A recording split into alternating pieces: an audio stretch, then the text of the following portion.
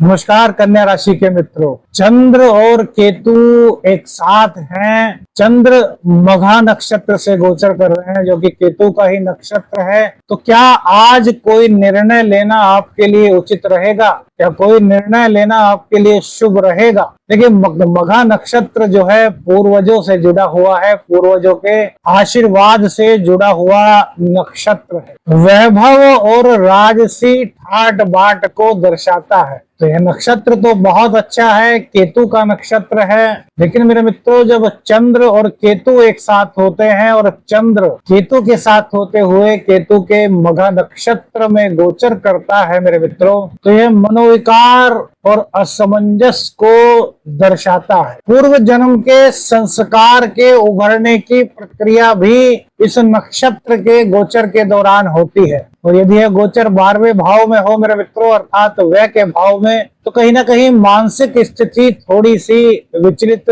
हो सकती है। आज का दिन अंतर्मुखी चेतना, विघ्न, मोक्ष, खर्च और सपनों के योग से बना हुआ दिन है। तो आज के दिन को आपको बहुत ज्यादा संभालना है। अब सबसे पहले बात करते हैं आज के पंचांग। रविवार 29 जनवरी 2025, तो सूर्य देव के चरणों में नमन करते हुए आज के दिन की शुरुआत करेंगे। आषाढ़ शुक्ल पक्ष की चतुर्थी तिथि आज रहेगी। गणेश चतुर्थी का व्रत आज होगा। जो शुरुआत करना चाहते हैं गणेश चतुर्थी के व्रत की, वो आज से शुरू कर सकते हैं, क्योंकि गुप्त नवरात्रि भी चल रहे हैं। बहुत ही पवित्र दिन इन दिनों चल रहे हैं। सूर्योदय सुबह 5:25 पर होगा, जबकि सूर्यास्त शाम को 7:22। अभिजीत मुहूर्त का समय 11:56 से दोपहर 12:52 तक रहेगा। राहु काल 5:38 से शाम 7:22 तक रहेगा। दिल्ली के अनुसार समय है मेरे मित्रों, आपके क्षेत्र के अनुसार थोड़ा अलग हो सकता है। पश्चिम दिशा की यात्रा आज के दिशाशूल में रही है, तो पश्चिम दिशा की यात्रा करने से आपको बचना चाहिए। चलिए अब बात करते हैं आज के करियर पर। आज करियर में आप काम पर कम फोकस कर पा रहे हैं मेरे मित्रों। मन भटकाव की ओर आपका कहीं ना कहीं जा रहा है। गुरुदेव के अस्त होने से अभी वो परिस्थितियां आज बनती हुई नहीं दिख रही जिसमें कि आपको मनोवांछित परिणाम की प्राप्ति हो सकती है। लेकिन बुधदेव करियर में आपके लिए बहुत सहायक बने हुए हैं। आज जो आप काम करेंगे हो सकता है भविष्य में आपके लिए बहुत ज्यादा लाभदायक बन करके आए, आपका प्रमोशन लेकर के आए, आपको पद, मान, प्रतिष्ठा, सम्मान, पैसा सब दिलाए। तो आज का दिन फोकस करके ही अपने काम पर चलिए। काम से भटकाव मत बिल्कुल भी बनाइए, क्योंकि फिर बॉस की कहीं ना कहीं फटकार भी आपको मिल सकती है। निष्ठा के साथ काम कीजिए। समझ रहे हैं कि मानसिक स्थिति थोड़ी सी विचलित करने वाली है, लेकिन मेडिटेशन से आप उसको संतुलित कर सकते हैं। इंसान चाहे तो क्या नहीं कर सकता मेरे। तो इसलिए फोकस करना करियर पर बहुत ज्यादा जरूरी आज के दिन है। मित्रों, बिजनेस की बात करें तो केतु और मंगल की युति और चंद्रमा का 12वें भाव में होना अचानक से किसी नुकसान की बाबत संकेत कर रही है। यह योग आपके बिजनेस के लिए मेरे मित्रों अच्छा नहीं कहा जा सकता। किसी कस्टमर के द्वारा, किसी ग्राहक के द्वारा भी धोखा दिए जाने का संकेत मेरे मित्रों आज के गोचर काल के दौरान आपको मिल रहा है। तो थोड़ा सा आज इस मामले में भी आपको सजग रहना होगा। किसी भी तरह की कोई भी डील साइन करने से मेरे मित्रों आपको बचना होगा। आज का दिन किसी भी प्रकार के व्यापार में डील साइन करने का गोचरीय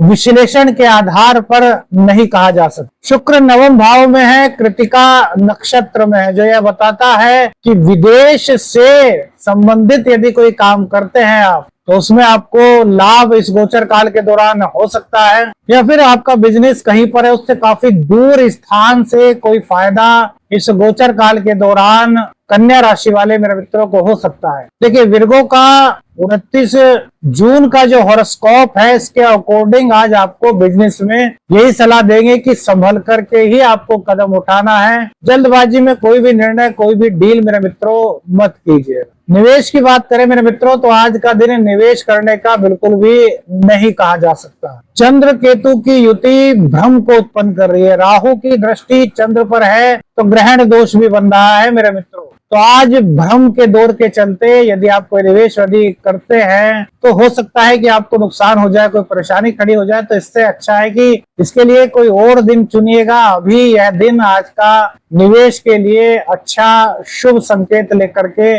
नहीं आया है। 11वें भाव में बुध की जो स्थिति है वो बताती है कि पूर्व में यदि कोई निवेश किया गया है तो उससे आपको यहाँ पर लाभ हो सकता है, उससे महालक्ष्मी की कृपा हो सकती है। धन का आगमन उस निवेश के कारण जो पूर्व में किया गया है उसके द्वारा हो सकता है। मित्रों, कमेंट्स करके बताइए, क्या परिवार के दबाव में आज धन खर्च कर रहे हैं? आप पर दबाव है परिवार का कि भैया खर्च कीजिए, जबकि आपका बजट नहीं। बहुत महत्वपूर्ण सवाल है मेरे मित्रों, कमेंट्स करके बताइएगा क्या ऐसा आपके साथ हो रहा है। और मेरे मित्रों, सुपर चैट वगैरह करते रहिए। देखिए, हम भी आपके लिए इतनी मेहनत करते हैं तो थोड़ा सा मेहनत आप भी किया कीजिए। शुक्र नवम भाव में है, किसी धार्मिक यात्रा या फिर किसी आध्यात्मिक पुस्तक से मेरे मित्रों आपको आज लाभ की प्राप्ति हो सकती है, लाभ आपको आज मिल सकता है। भाग्य की बात करें तो भाग्य मध्यम ही रहेगा। शुक्रदेव का गोचर अभी आपके भाग्य भाव में हुआ है, लेकिन किसी बुजुर्ग महिला का आशीर्वाद, बुजुर्ग महिला की सलाह,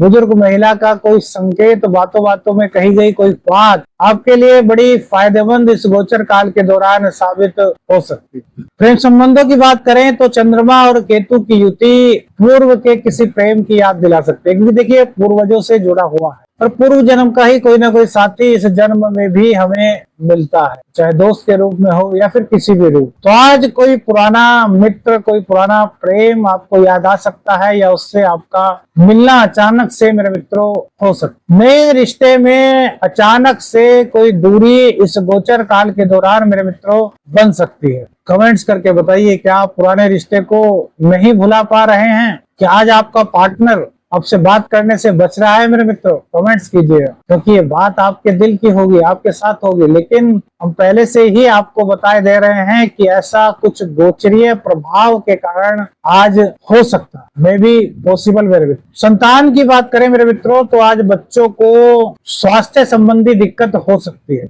बच्चों के स्वास्थ्य का ध्यान रखें। यदि बच्चों का पढ़ाई में मन न लगे मेरे मित्रों तो उनको डांटे फटकारे नहीं, उनके साथ प्यार से पेश आए, उनको अच्छी तरीके से समझाएं, उनको जीवन के अनमोल होने की जानकारी दें, उनको बताएं कि जीवन कितना अनमोल है और शिक्षा उनके लिए कितना जरूरी है, क्योंकि यह आपके लिए मील का पत्थर इस गोचर काल के दौरान साबित हो सकता है। मेरे मित्र, कमेंट्स करके बताएं, क्या आपके बच्चे की नींद या भूख में आपको एकाएक कुछ बदलाव सा मेरे मित्रों दिखाई दे रहा है? देखिए, जो बच्चे परीक्षाओं की तैयारी कर रहे हैं, हमारे छात्र, उनका पढ़ाई में मन तो लगेगा। प्रतियोगी परीक्षा के कारकत्व की बात करें तो यहाँ पर राहु का छठे भाव में होना प्रतिस्पर्धा में विजय दिलाता है मेरे मित्रों। लेकिन पंचमेश का सप्तम भाव में होना कहीं ना कहीं आपको अधिक परिश्रम करना पड़ेगा, अधिक मेहनत करनी पड़ेगी और अपने उसी परिश्रम के आधार पर आपको आज विजय प्राप्त हो रही है प्रतियोगी परीक्षा में। लेकिन जो मेहनत करने से डर जाएंगे, जो मेहनत करने से चूक जाएंगे, जो ये सोचेंगे कि यार उनको तो याद है, बस रिवीजन करना है, और अचानक से पता चला उस वक्त उनको नींद आ गई, तो भैया फिर आपके सामने दिक्कत खड़ी हो सकती है मेरे मित्रों। तो ऐसा बिल्कुल भी मत कीजिएगा। पूर्ण फोकस तो आपका हो रहा है प्रतियोगी परीक्षा के प्रति, लेकिन कठिन मेहनत बहुत जरूरी है। दाम्पत्य जीवन की बात करें तो भैया शनिदेव सप्तम भाव में बैठ करके आपके बीच में थोड़ी वैमनस्यता पैदा कर रहे हैं, रिश्ते में दूरी बना रहे हैं। तो आज आप दोनों को एक दूसरे को बहुत समझने की आवश्यकता है। आज दोनों को एक दूसरे के साथ में समय व्यतीत करने की बहुत आवश्यकता है। कुछ देर आराम से बैठे, एक दूसरे से बात। कुछ पुराने गिले शिकवे मेरे मित्रों उभरते हुए दाम्पत्य जीवन में दिख रहे हैं। लेकिन यार एक बात बताइए, पुरानी बातों को याद करके क्या करेंगे? अब जो हो चुका, जो बीत चुका, उसको याद करके कुछ फायदा होगा क्या? उसको पलटा तो नहीं जा सकता। या तो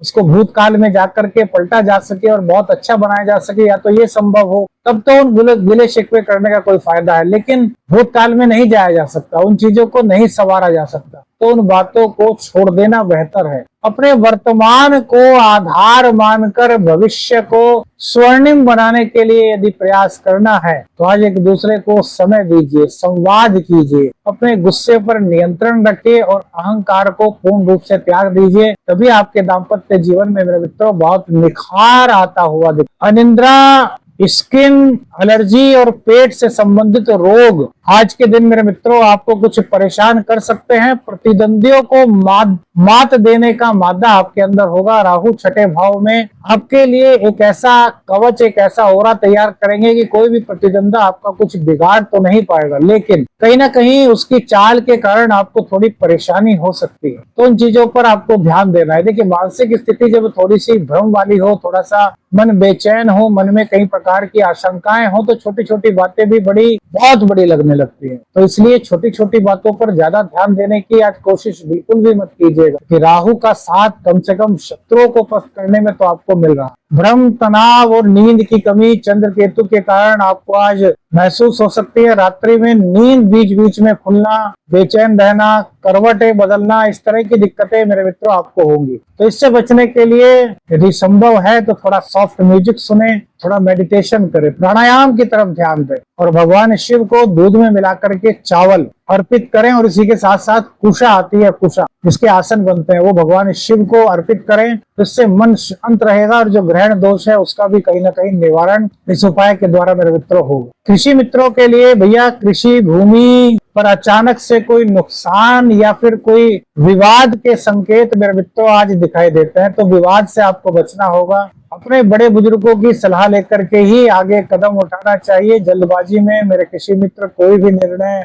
ना लें। मशीनरी से आपको सावधानी बरतनी होगी। मशीनरी को लेकर के कोई नुकसान होने की संभावना आज के गोचर काल के दौरान मेरे मित्रों हो सकती है। खाद्य वस्तुओं की खरीद बिक्री में थोड़ी सी सावधानी रखें तो ही अच्छा रहेगा। सतर्कता ही भैया बहुत बड़ा बचाव होती है, बहुत बड़ा एक सुरक्षा चक्र होती है, तो इसको अपना। आज का विशेष उपाय, शाम के समय सरसों के, पीपल के पेड़ के नीचे सरसों के तेल का दीपक मेरे मित्रों जलाएं। ओम केम केतवे नमः का 108 बार पाठ करें। पुराने वस्त्र या किताबें किसी जरूरतमंद को दान करें, इससे बृहस्पति देव की कृपा आप पर होगी। नारियल को नीले कपड़े में बांध करके अपने सिर से एंटी क्लॉकवाइज 7 बार उतार करके जल, बहते हुए जल में प्रवाहित करने से राहु और केतु दोनों के दोषों से आज आपको मेरे मित्रों मुक्ति मिलेगी। अब क्या करें क्या ना करें, इस पर भी चर्चा कर ले। सुबह को स्नान के बाद केतु और पितरों के